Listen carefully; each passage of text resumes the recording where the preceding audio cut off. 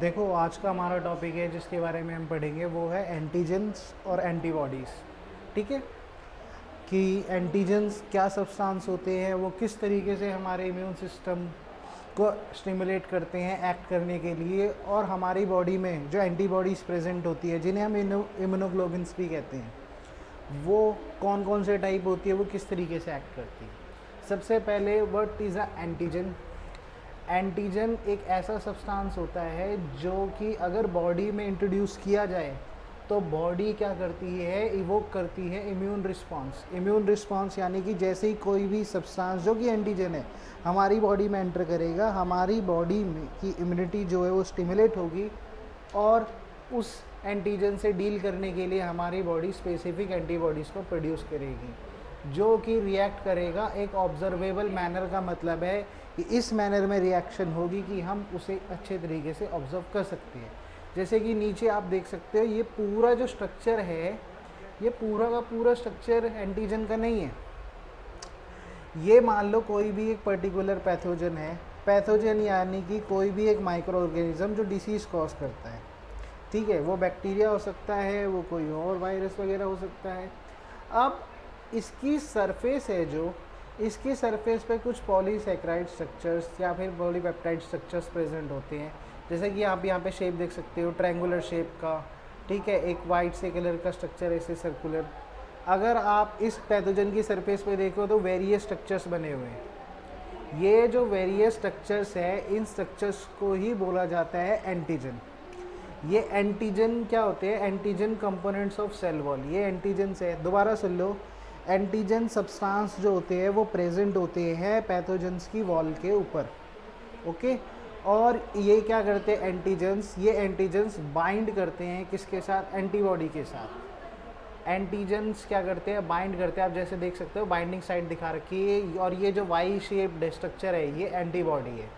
Antigens किसके साथ bind करते हैं? एंटीबॉडी के साथ। और एंटीजन्स जो बाइंड करते हैं ना एंटीबॉडी के साथ, वो भी स्पेसिफिक होती हैं। जैसे कि मान लो ये वाई शेप की तो एंटीबॉडी है, लेकिन अगर यहाँ पे शेप देखो तो यहाँ पे ट्रायंगुलर शेप है। अगर एंटीजन किसी की सरफेस पे ट्रायंगुलर है तो वो यहाँ पे बाइंड होगा। और अगर शेप इसमें मान लो इस तरीके से दे रखी है कि स्क्वायर शेप दे रखी है, कि जो एंटीजन स्क्वायर शेप्ड होगा सिर्फ वही इससे बाइंड कर पाएगा। तो एंटीजन की सरफेस पे इस तरीके से स्क्वायर शेप क्या होना, सॉरी, पैथोजन की सरफेस पे स्क्वायर शेप एंटीजन होना चाहिए। ये जो है ये है एंटीजन, और ये है एंटीबॉडी,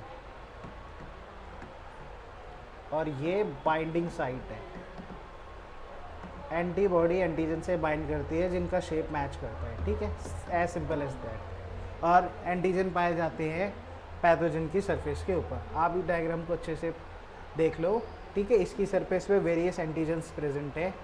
ठीक है, इन सब से अलग अलग डिफरेंट एंटीबॉडीज़ बाइंड करेगी। अगला, एंटीजन्स कौन कौन से टाइप के होते हैं अगर इसकी बात करें तो देखो, एंटीजन स्पेसिफिकली कई सारे डिफरेंट टाइप्स के हो सकते हैं, लेकिन जो हम पढ़ रहे हैं उसमें हम दो टाइप्स को इसमें डिवाइड कर रखा है। पहले है कंप्लीट एंटीजन्स, ठीक है, दूसरे हैं हैप्टेंस। कंप्लीट एंटीजन की बात करें तो ये वो सब्सटेंस है जो कि अगर हमारी बॉडी में इंट्रोड्यूस किया जाए तो डायरेक्ट एंटीबॉडी फॉर्मेशन करेगी। बॉडी खुद ब खुद करवा सकते हैं ये एंटीबॉडी की formation. Can react specifically with this antibodies, यानी कि ये जो एंटीजन है ये कम्प्लीटली स्ट्रक्चरली बने हुए हैं, जिन्हें किसी और स्पेसिफिक केमिकल वगैरह एक और स्पेसिफिक स्ट्रक्चर की ज़रूरत नहीं है। अगर इनकम्प्लीट एंटीजन्स अगर हमारी बॉडी में इंट्रोड्यूस होंगे तो हमारी बॉडी इनके खिलाफ स्पेसिफिक एंटीबॉडी बनाएगी। ठीक है, लेकिन हैप्टेंस की क्या बात होती है कि हैप्टेंस जो है ऐसे सब्सटेंस है जो हमारी बॉडी में एंटीबॉडी फॉर्मेशन को इंड्यूस नहीं करा पाते। वो नहीं करा पाते, लेकिन ये कैसे होते हैं? बट कैन बिकम इम्यूनोजेनिक, लेकिन ये इम्यूनोजेनिक बन सकते हैं। दोबारा सुन लो, कंप्लीट एंटीजन्स तो क्या है? सिंपली वो आएंगे और हमारी बॉडी उनके रिस्पॉन्स में क्या बनाएगी? एंटीबॉडीज़ फॉर्म करेगी। लेकिन जो हैप्टेंस है अगर ये हमारी बॉडी में इंट्रोड्यूस होंगे तो ये अकेले तो खुद कुछ नहीं कर सकते, हमारी बॉडी में एंटीबॉडी फॉर्मेशन नहीं करा पाएंगे। लेकिन ये जो हैप्टेंस सब्सटेंस है ये इम्यूनोजेनिक बन सकते हैं। इम्यूनोजेनिक का मतलब है वो सब्सटेंस जो कि एंटीबॉडी इंड्यूस कराने में केपेबल होते हैं। जब ये प्रोटीन के साथ लिंक करेंगे, जिन प्रोटीन को हम बोलते हैं कैरियर प्रोटीन, यानी कि जब कैरियर प्रोटीन प्लस में कौन जुड़ जाएगा साथ में, जब कैरियर प्रोटीन और हेप्टेन साथ में जुड़ जाएंगे ना, तो इसका मेन मीनिंग क्या है कि ये इम्यूनोजेनिक सब्सटेंस फॉर्म हो चुका है, जो क्या कर सकता है, जो एंटीबॉडी को इंड्यूस करा सकता है, जो एंटीबॉडी फॉर्म करा सकता है बॉडी के अंदर, अगर ये दोनों मिक्स हो जाए तो। लेकिन अकेला हेप्टेसिंस कुछ नहीं कर सकता, लेकिन कंप्लीट एंटीजन की बात अलग है, वो खुद ही कर सकते हैं। एंटीजेनिक डिटर्मिनेंट एपिटोप, एपिटोप होता है स्मॉलेस्ट यूनिट ऑफ एंटीजेनिसिटी, यानी कि एंटीजन्स की जब सबसे स्मॉलेस्ट यूनिट बोलोगे आप उसे बोलोगे epitope. Epitope is the smallest unit of antigens. Antigen के पास नंबर ऑफ डिटर्मिनेंट्स होते हैं, मतलब बहुत सारे एपिटोप्स होते हैं। ईच डिटर्मिनेंट इंड्यूसेस, हर तरीके का एपिटोप, हर तरीके का डिटर्मिनेंट अलग अलग टाइप की स्पेसिफिक एंटीबॉडी बनाते हैं, क्योंकि एंटीबॉडी एक तरीके की नहीं होती, अलग अलग टाइप की एंटीबॉडी होती है, तो अलग अलग तरीके का एंटीजन का डिटर्मिनेंट अलग अलग एंटीबॉडी इंड्यूस कराएगा। Factors of antigenicity, factors of antigenicity का मतलब है कौन कौन से फैक्टर हैं जो अफेक्ट करते हैं एंटीजेनिसिटी को। सबसे पहले फैक्टर्स की बात करें हम, तो the exact basis of antigenicity अब तक क्लियर नहीं है हमें, बट कई सारे नंबर ऑफ फैक्टर्स हैं जो कि सब्सटेंस को एंटीजेनिक बनाते हैं, और वो क्या क्या फैक्टर्स है। सबसे पहला फैक्टर फॉरेननेस, एंटीजन हमेशा इंडिविजुअल से फॉरेन होना चाहिए। पर्टिकुलर इंडिविजुअल की खुद की बॉडी का पार्ट नहीं होता तो वो थोड़ा ज़्यादा एंटीजेनिसिटी शो करता है। Antigen must be foreign to the individual, कि इंडिविजुअल का खुद का बॉडी का कोई पार्ट नहीं होना चाहिए, जहाँ तक वो नॉन सेल्फ होना चाहिए जो कि इम्यून रिस्पॉन्स इंड्यूस करा सके। साइज, जाहिर सी बात है, लार्जर मॉलिक्यूल्स हाईली एंटीजेनिक होंगे, लोअर मॉलिक्यूल का वेट जो है कम होगा और वो नॉन एंटीजेनिक या वीकली होंगे, क्योंकि लार्जर के पास ज़्यादा हाईली डिटर्मिनेंट, ज़्यादा डिटर्मिनेंट्स वगैरह प्रेजेंट होंगे, ज़्यादा एंटीजेनिसिटी शो करेगा वो। तीसरा है केमिकल नेचर, प्रोटीन ज़्यादा इफेक्टिव होते हैं, एंटीजन्स जिनसे बना होता है ना पॉलीपेप्टाइड, अगर प्रोटीन से बना होता है वो ज़्यादा इफेक्टिव होते हैं। स्पीसीज स्पेसिफिसिटी, जो इंडिविजुअल्स के टिश्यूज़ है, टिश्यूज़ जो हैं सारे इंडिविजुअल्स के स्पीसीज़ में, वो अपने खुद स्पेसिफिक स्पीसी की एंटीजन प्रोड्यूस करते हैं, ठीक है, उनके पास अपने खुद के स्पेसिफिक एंटीजन्स होते हैं। आइसोस्पेसिफिटी, देखो दोबारा सुनो, स्पीसीज़ का मैं बता देता हूँ। स्पीसीज़ की बात यह है कि जो भी इंडिविजुअल्स है पर्टिकुलर स्पीसीज़ के हर एक के पास अपने टिश्यू के कुछ स्पेसिफिक एंटीजन्स होते हैं, तो अगर वो पर्टिकुलर एंटीजन्स किसी एक स्पीसीज़ कंटेन करती है तो वो दूसरी स्पीसीज़ के लिए सूटेबल नहीं है। आइसोस्पेसिफिसिटी, आइसोस्पेसिफिसिटी का मतलब है स्पीसीज़ को हमने डिफरेंट आइसो एंटीजन्स के बेसिस पे ग्रुप किया हुआ है उनके मेंबर्स के हिसाब से। ब्लड ग्रुपिंग है इसका बहुत अच्छा एग्जांपल है, हमने ह्यूमन इराइथ्रोसाइट के एंटीजन के बेसिस पे उसे ग्रुप कर रखा है। आइसोस्पेसिफिसिटी का मतलब सुन लो कि भाई एक ही पर्टिकुलर स्पीसीज़ है लेकिन हमने अलग अलग ग्रुपिंग में उसे डिवाइड कर रखा है, किसके बेसिस पे, आइसो एंटीजन्स के बेसिस पे, यानी कि स्पीसीज़ एक है लेकिन उस पर जो एंटीजन्स है वो डिफरेंट डिफरेंट है, ठीक है। जैसे कि हमारे ब्लड ग्रुप होते हैं ना ए बी और ओ, अब हमारे ब्लड सेल पे अगर एंटीजन ए पाया जाता है तो ए ग्रुप, अगर बी पाया जाता है तो बी ग्रुप, अगर दोनों पाए जाते हैं ए बी तो हम बोलते हैं ए बी ब्लड ग्रुप है, अगर एक भी नहीं पाया जाता तो ओ ग्रुप। तो इसी तरीके से आइसोस्पेसिफिसिटी के अंदर अगर कोई भी स्पीसीज़ है उसको हमने अगर डिफरेंट आइसो एंटीजन्स के बेसिस पे एक ही स्पीसीज़ के अलग अलग मेंबर्स में डिवाइड कर रखा है, किसके बेसिस पे, उनके एंटीजन्स के बेसिस पे। ऑटोस्पेसिसिटी का मतलब है self antigens are generally non antigenic but there are exceptions, कि जो हमारी बॉडी के खुद के एंटीजन्स होते हैं वो नॉन एंटीजेनिक होते हैं, मतलब हमारी बॉडी को हार्म नहीं करते, हमारी बॉडी में जो है एंटीबॉडी इंड्यूस नहीं करवाते, एंटीबॉडी प्रोडक्शन नहीं करवाते। लेकिन कुछ एक्सेप्शनल केसेस हैं जो कि नॉर्मल जो कुछ एंटीजन्स होते हैं जो हमारी बॉडी में ब्लड स्ट्रीम में या अपनी प्लेस को ज़्यादातर छोड़ते नहीं है, अगर कभी हमारी बॉडी उनके साथ कांटेक्ट में आएगी तो डिज़ायरेबल रिजल्ट नहीं मिलेगा। ऑटोस्पेसिफिसिटी का दोबारा, जो सेल्फ एंटीजन्स होते हैं हमारी बॉडी में, जो सेल्फ एंटीजन्स होते हैं वो जनरली नॉन एंटीजेनिक होते हैं, यानी वो एंटीबॉडी प्रोडक्शन इंड्यूस नहीं कर सकते।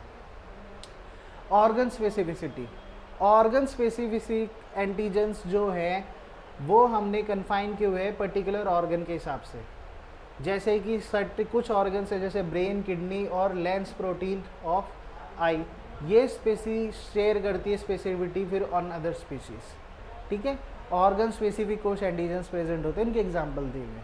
हेट्रोफाइल स्पेसिफिटी, सेम और closely related antigen present in different tissue of more than one species are known as heterophile. इन्होंने बोला है कि जो एंटीजन्स सेम होते हैं या थोड़े बहुत सिमिलर होते हैं, ठीक है, क्लोजली रिलेटेड होते हैं एक दूसरे के साथ, वो डिफरेंट टिश्यूज में प्रेजेंट हो सकते हैं लेकिन एंटीजन सेम है। ठीक है, या फिर दूसरी स्पीसीज में प्रेजेंट हो सकते हैं, एक से ज़्यादा स्पीसीज में, लेकिन वो एंटीजन्स कैसे होंगे, नेचर में स्ट्रक्चर में सेम होंगे, और उन एंटीजन्स को बोला जाता है हेट्रोफाइल एंटीजन्स। एंटीबॉडी जो है इस एंटीजन्स को प्रोड्यूस करवाती है स्पीसीज के साथ, cross react with antigen of another species. Antibody जो इन एंटीजन को प्रोड्यूस, जो ये एंटीजन एक स्पीसीज में प्रोड्यूस होते हैं, एंटीबॉडी इनसे पर्टिकुलर तौर पे रिएक्ट करती है, चाहे वो दूसरी स्पीसीज से हो। अगला है हमारा टॉपिक एंटीबॉडीज़। ठीक है, सबसे पहला मेन चीज़ एंटीबॉडीज़ को याद रखना कि एंटीबॉडीज़ का मीनिंग इम्यूनोग्लोबिन्स होता है, एंटीबॉडीज़ को इम्यूनोग्लोबिन्स भी कहा जाता है। ठीक है, ये चीज़ मेन है, ये याद रखनी पड़ेगी आपको, एंटीबॉडीज़ को इम्यूनोग्लोबिन्स भी कहा जाता है। एंटीबॉडी और इम्यूनोग्लोबिन्स जो है स्पेशल प्रोटीन होते हैं, स्पेसिफिक प्रोटीन्स होते हैं जो इम्यून सिस्टम ने बनाए हैं। किसके लिए बनाए हैं, एंटीजन के रिस्पॉन्स में बनाए हैं, ताकि वो एंटीजन के साथ स्पेसिफिकली रिएक्ट कर सके और उसे क्या कर सके, हमारी बॉडी को प्रोटेक्ट कर सके उन पर्टिकुलर पैथोजन से। प्रॉपर्टीज़ ऑफ एंटीबॉडीज़, अब हम एंटीबॉडीज़ की प्रॉपर्टी की बात करेंगे कि एंटीबॉडीज़ का जो केमिकल नेचर है वो है ग्लोबुलिन। ग्लोबुलिन पर्टिकुलर एक टाइप का प्रोटीन होता है, ठीक है, स्पेरिकल प्रोटीन, और इनको हम इम्यूनोग्लोबिन्स इसलिए कहते हैं क्योंकि ये मेनली सिंथेसाइज किससे होते हैं, प्लाज्मा सेल से। अब आप एंटीबॉडी का स्ट्रक्चर देख सकते हो। ठीक है, इस स्ट्रक्चर में अगर बात करें, एक मिनट, अगर इस स्ट्रक्चर में आप देखोगे, ये जो ब्लू कलर का है ये है एंटीजन। ठीक है, एंटीजन देखो किस तरीके से ये जो हमारी एंटीबॉडी के साथ बाइंड हो रहा है, कहाँ पे, एंटीजन बाइंडिंग फ्रेगमेंट के साथ। और इस तरीके से कई डिफरेंट टाइप के एंटीजन्स प्रेजेंट हो सकते हैं, दिखा रखे हैं। ये सारे के सारे एंटीजन बाइंडिंग साइट है, ये जो साइट है एंटीजन बाइंडिंग साइट। ठीक है, एंटीजन बाइंडिंग साइट, यहाँ पे ये सारे के सारे क्या करते हैं, बाइंड करते हैं। और जो हमारी एंटीबॉडी है वो किस शेप की है, वो वाई शेप की होती है। कैसी शेप में प्रेजेंट होती है, वाई शेप में प्रेजेंट होती है। ओके, ये चीज़ याद रखना एंटीबॉडी का स्ट्रक्चर। अब सबसे पहले डिफरेंट टाइप की एंटीबॉडी की क्लासिफिकेशन के बारे में बात करेंगे। सबसे पहली एंटीबॉडी की क्लासिफिकेशन है, इम्यूनोग्लोबिन क्लासेस की बात करें तो सबसे पहले जो है वो है IgG, इम्यूनोग्लोबिन जी। ठीक है, IgG जो है वो एक मेजर सीरम इम्यूनोग्लोबिन है, जो लगभग हमारी बॉडी में जितनी भी इम्यूनोग्लोबिन्स प्रेजेंट है लगभग 80% कौन सी होती है, IgG। नॉर्मल सीरम कंसंट्रेशन इसका होता है 8 से 16 मिलीग्राम पर मिलीलीटर। मॉलिक्यूलर वेट की बात करें तो इसका मॉलिक्यूलर वेट होता है, ठीक है, 1,50,000। ओके, 7S जो कि है, यहाँ पे जो S है वो सेडिमेंटेशन को डिनोट कर रहा है। किसे डिनोट कर रहा है, सेडिमेंटेशन को। ये एक लौता इम्यूनोग्लोबिन है जो ट्रांसपोर्ट होता है प्लेसेंटा के थ्रू और प्रोवाइड करता है नेचुरल पैसिव इम्यूनिटी न्यूबॉर्न। यानी जब मदर प्रेग्नेंट है तो फीटस को प्लेसेंटा के थ्रू IgG जो है ट्रांसफ़र होता है मदर की बॉडी से फीटस के पास, ठीक है, जिससे कि बेबी को ये कौन सी टाइप की इम्यूनिटी प्रोवाइड करता है, पैसिव नेचुरल इम्यूनिटी। ठीक है, नेचुरल पैसिव इम्यूनिटी का मतलब क्या है, पहले तो ये नेचुरली फॉर्म्ड है। दूसरा पैसिव मतलब है बच्चे की बॉडी सेल्स ने बिल्कुल भी पार्टिसिपेट नहीं किया इसे फॉर्म करने के लिए। ठीक है, तो उसको फिर भी ये IgG प्रोटेक्ट करेगा। तो ये कैसी इम्यूनिटी हुई, पैसिव इम्यूनिटी। और ये कैसी है, natural passive. It is distributed equally between the intravascular and extravascular, यानी कि ये सेल के अंदर, वेसल्स के अंदर और वेसल्स के बाहर ठीक है, दोनों ही कंपार्टमेंट्स में अच्छे तरीके से डिस्ट्रीब्यूट है, वेसल के अंदर और बाहर। आईजीजी जो है अपीयर होता है late but persist for longer period, ठीक है। आईजीजी लेट बनता है लेकिन ये बहुत लंबे समय तक रहता है, ये रहता है after initial immune response which is IgM in nature, immune response के बाद तक। यानी कि जो ये एंटीबॉडी है बनती तो लेट है लेकिन लंबे समय तक रहती है इनिशियल इम्यून रिस्पॉन्स के बाद, जो कि आईजीएम का नेचर है। ये पार्टिसिपेट करता है पर्सिटिपेशन, कॉम्प्लीमेंट फिक्सेशन और neutralisation of toxins and viruses. जो ये सारे के सारे जैसे precipitation, complement fixation, neutralisation of toxins and virus, these are all the antigen antibody reactions. अब मैं जैसे कि आगे हम इनके बारे में पढ़ेंगे अगले टॉपिक में, लेकिन मैं ऐसे बता देता हूँ अभी थोड़ा बहुत। जैसे कि पर्सिटिपेशन का मतलब होता है कि जो एंटीजन और एंटीबॉडी बाइंड करती है, ठीक है। सबसे पहले देखो क्या होता है, ये मान ले एक ट्यूब लाइक स्ट्रक्चर है, ठीक है। इसमें मैं मानता हूँ ये वाई शेप्ड में जो है एंटीबॉडीज इसमें डाल रहा हूँ, और इसके अंदर क्या प्रेजेंट है भाई, इसके अंदर एंटीजन्स प्रेजेंट है। वाई शेप मैंने क्या डाले, एंटीबॉडीज़ डाली। अब ये अगर वाई शेप जो एंटीबॉडीज़ है ये कैसी है, ये है सॉल्युबल, जो भी ये सॉल्वेंट है इसके अंदर सॉल्युबल है, लिक्विड के अंदर ये भी सॉल्युबल है। लेकिन जब ये एंटीजन और एंटीबॉडी आपस में जुड़ेगी वाई शेप और ये, तो ये जब जुड़ेगी ये बन जाती है इनसॉल्युबल, और ये नीचे इस तरीके से पर्सिटिपेट की फॉर्म में बैठ जाएगी, इनसॉल्युबल बन जाएगी। कैसी बन जाएगी, इनसॉल्युबल। कौन कौन जुड़ा है, एंटीबॉडी और एंटीजन। अब ये कैसे बन चुके हैं, इनसॉल्युबल बन चुके हैं दोस्तों। पहले दोनों के दोनों एंटीजन और एंटीबॉडी सॉल्युबल थे वाटर में, ठीक है, सॉल्युबल थे, लेकिन अब कैसे है, इनसॉल्युबल हो चुके हैं।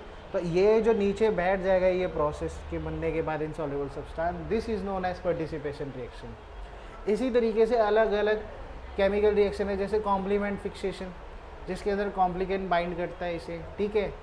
न्यूट्रलाइजेशन टॉक्सिन्स और वायरस का, ये अलग अलग तरीके की एंटीजन एंटीबॉडी रिएक्शंस है, ठीक है। अगला point, it is protective against those micro organism which are active in blood and tissues. ये ज़्यादातर किसके अगेंस्ट प्रोटेक्टिव होता है, उन माइक्रो ऑर्गेनिज्म के खिलाफ जो कि ब्लड और टिश्यूज़ में एक्टिव होते हैं। कहाँ पे एक्टिवेट होते हैं, जो ब्लड और टिश्यूज़ में। और आप यहाँ पे देख सकते हो ये एंटीजन, ये एंटीबॉडी यानी कि आईजीजी का स्ट्रक्चर है, ठीक है। ये यहाँ पे जो एफसी है ये चेन्स वाला रीजन है, ठीक है। हैवी चेन्स है जो नीचे, ऊपर लाइट चेन्स है, यहाँ पे बाइंडिंग साइट भी दिखाई हुई है। और जो ये बॉन्ड बना रहा है इसे, इसको क्या बोलते हैं, डाइसल्फाइड बॉन्ड, ठीक है। ये जो बॉन्ड बन रहा है इन दोनों स्ट्रक्चर को आपस में जोड़ रहा है, ये जो वाई जैसी शेप फॉर्म कर रहा है वो डाइसल्फाइड, यानी दो एसएस बॉन्ड की वजह से, दो सल्फर की वजह से सल्फाइड बॉन्ड बन रहे हैं, ओके। और जो ये फैब रीजन है यहाँ पे कौन बाइंड करते हैं, एंटीजन बाइंड करते हैं। और ये नीचे हैवी चेन वाला पोर्शन है जो इस स्ट्रक्चर को फॉर्म कर रहा है। अगली एंटीबॉडी है या इम्यूनोग्लोबिन है जिसका नाम है इम्यूनोग्लोबिन ए या आईजीए।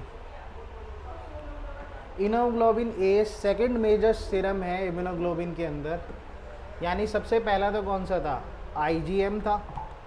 सेकेंड नंबर जिसका आता है वो आता है इम्यूनोग्लोबिन ए का, सेकेंड मेजर सीरम है, ठीक है। कितना अमाउंट प्रेजेंट है, 10 से 13%, ठीक है, इम्यूनोग्लोबिन का। नॉर्मल सीरम में इसका कंसंट्रेशन बता रखा है।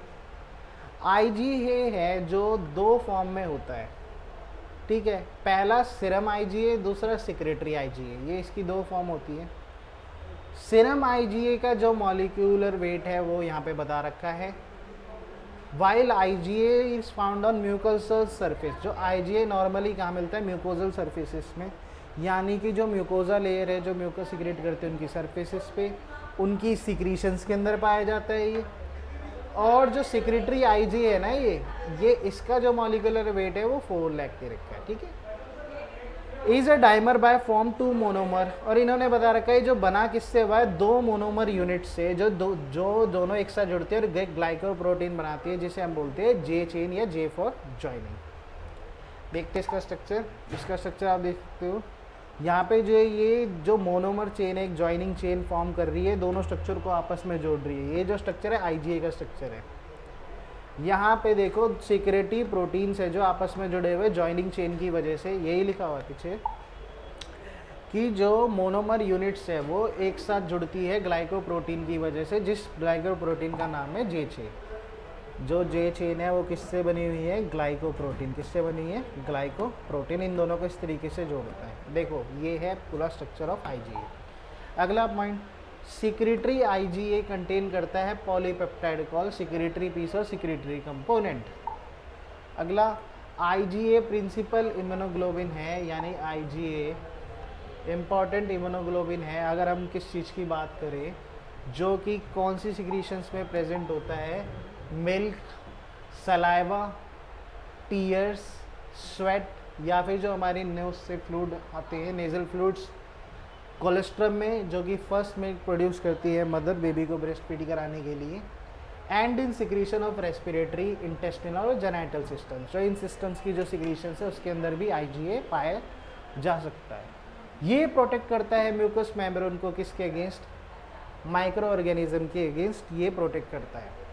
आईजीए जो है मेनली कहाँ सिंथेसाइज होता है? प्लाज्मा सेल्स के द्वारा, और नॉर्मली इसे ड्राइव किया जाता है सीरम से। ठीक है, ये चीज़ याद रखना। अगला जो इम्यूनोग्लोबिन टाइप है हमारा वो है आईजीएम, यानी कि इम्यूनोग्लोबिन एम।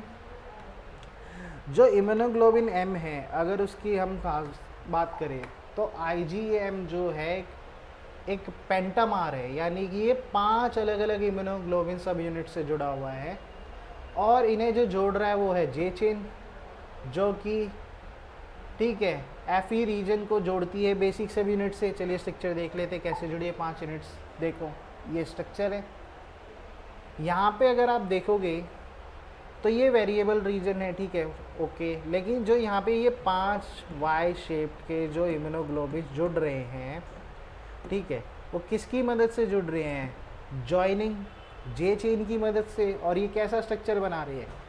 5 अलग अलग सब यूनिट्स ऑफ इम्यूनोग्लोबिन जॉइन हुई है यहाँ पे, ओके। दोबारा, ये एक पेंटामार स्ट्रक्चर है जिसके अंदर 5 इम्यूनोग्लोबिन सब यूनिट एक मॉलिक्यूल फॉर्म कर रही है जे चेन की मदद से। जे चेन इन सब 5 को जोड़ रही है, जो कि एफी रीजन, यानी कि जो ये रीजन है जो अटैच हो रहा है, इस रीजन को एफी रीजन कहते हैं, ठीक है। अगला, हमारे सीरम में इसका लेवल बता रखा है 5 से 8%, और नॉर्मल सीरम लेवल भी बता रखा है, ठीक है। तीसरा पॉइंट, ये हैवी मॉलिक्यूल है जिसका कि मॉलिक्यूलर वेट 19s, एस यानी सेडिमेंटेशन होता है, और यहाँ पे आगे मॉलिक्यूलर वेट दे भी रखा है दूसरे टर्म्स में 9 लाख to 1 लाख, ठीक है। Hence also called the millionaire molecule, और जब इसका मॉलिक्यूलर वेट इतना हाई है, मिलियन के पास जा रहा है, तो इसे मिलियनर मॉलिक्यूल भी कहा जाता है। आईजीएम मेनली डिस्ट्रीब्यूटेड होता है इंट्रावेसल्स के अंदर, इंट्रावेस्कुलरी रहता है, ये 80% जो है इंट्रावेस्कुलरी रहता है। It is the earliest synthesize immunoglobin by foetus, सबसे पहला जो इम्यूनोग्लोबिन सिंथेसाइज होते हैं उनमें से ये एक है। ये अर्ली रिस्पॉन्स में आता है इन्फेक्शन बिफोर आईजीजी। आईजी आपको पता है आईजीजी जो आता तो लेट है, लेकिन लॉन्गर रिस्पॉन्स के तक रहता है, वो लंबे समय तक रहता है। लेकिन जो अगर इसकी बात करें, ये अर्ली आता है किसी भी इम्यून रिस्पॉन्स में बिफोर आईजीजी। आईजीएम जो एंटीबॉडीज़ होती है वो शॉर्ट लिव्ड तो होती है और डिसअपियर भी हो जाती है आईजीसी से पहले पहले, लेकिन इसकी प्रेजेंस अगर सिरम में है, अगर हम सिरम टेस्ट करें और हमने देखा कि आईजीएम एंटीबॉडीज़ प्रेजेंट है सिरम में, तो वो उसका मतलब क्या इंडिकेट कर रही है? वो ये कर रही है कि इन्फेक्शन प्रेजेंट है, ठीक है, सिरम में। इट कैनॉट क्रॉस, ये प्लेसेंटा क्रॉस नहीं कर पाता। आईजीएम की जो एंटीबॉडी की प्रेजेंस है वो सिरम में न्यूबॉर्न बेबी के इंडिकेट करती है कंजेनाइटल इन्फेक्शन। अगर न्यूबॉर्न बेबी की बॉडी में है तो ये कंजेनाइटल इन्फेक्शन को इंडिकेट करती है, ये याद रखना, इंपॉर्टेंट पॉइंट है। It is very effective antibody in agglutination and complement fixation. ये बहुत ही इफेक्टिव एंटीबॉडी है जब हमें एग्लूटिनेशन रिएक्शन करनी हो, कॉम्प्लीमेंट फिक्सेशन। ये more efficient then IG in this reaction. देखो एग्लूटिनेशन की बात करता हूँ मैं, चलो पहले। एग्लूटिनेशन एक एंटीजन एंटीबॉडी रिएक्शन है। इसके अंदर क्या होता है, जो एंटीजेंस होता है, जैसे नॉर्मल प्रेसिपिटेशन रिएक्शन में क्या था, एंटीजन एंटीबॉडी दोनों सॉल्युबल थे फ्लूइड के अंदर, और जब दोनों बाइंड करते हैं एंटीजन एंटीबॉडी बन जाते हैं, ठीक है, कॉम्प्लेक्स फॉर्म कर लेते हैं, तब वो इनसॉल्युबल हो जाते हैं। लेकिन इसमें ऐसा नहीं है, इसमें जो एंटीजन है वो है इनसॉल्युबल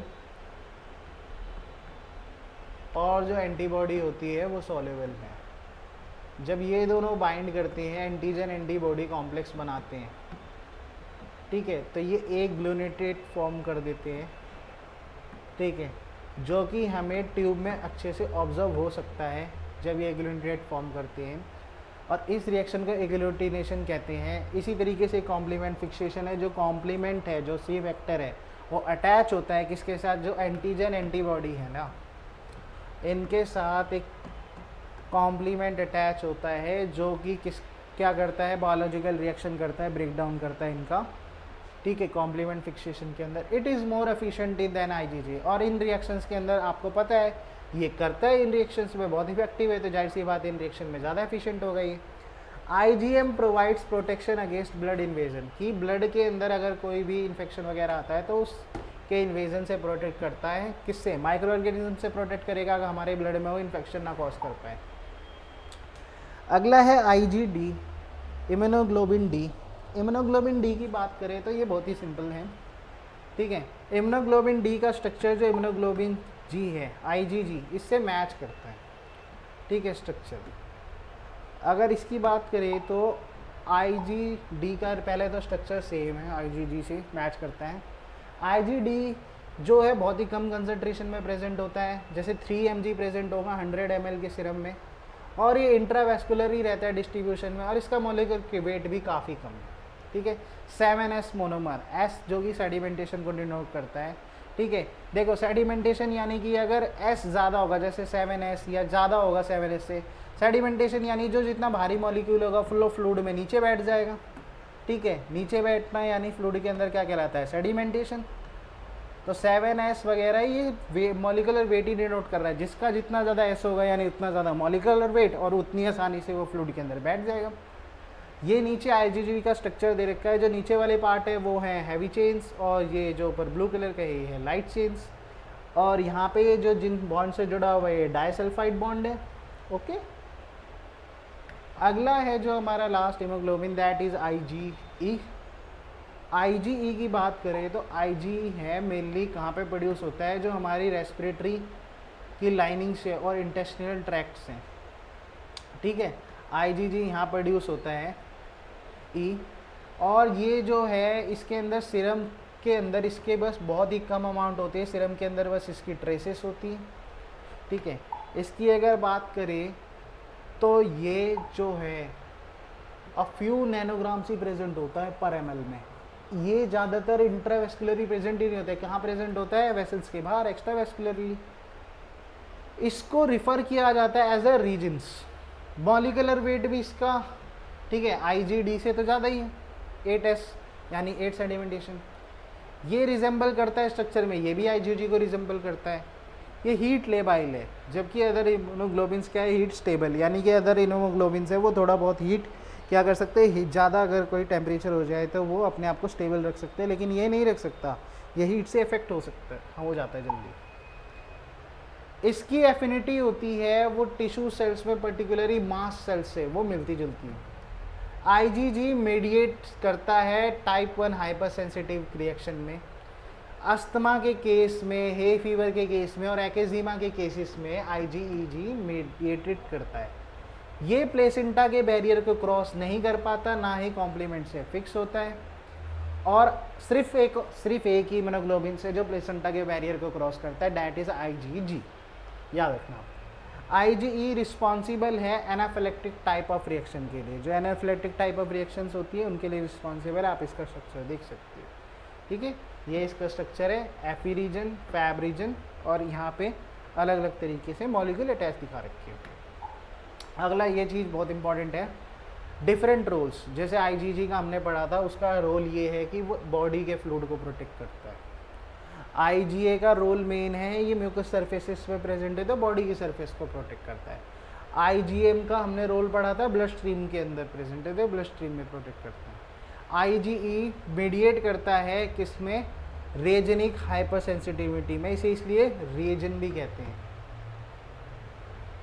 ओके, हाइपर सेंसिटिविटी के केसेस में एक्ट करता है, इसलिए इसे रेजन भी कहते हैं। ठीक है, ये था हमारा एंटीजन और एंटी बॉडीज़, जिसे इम्यूनोग्लोबिन्स की भी कहते हैं टॉपिक। अगला जो हम पढ़ेंगे वो पढ़ेंगे एंटीजन एंटीबॉडी रिएक्शंस के बारे में। ओके।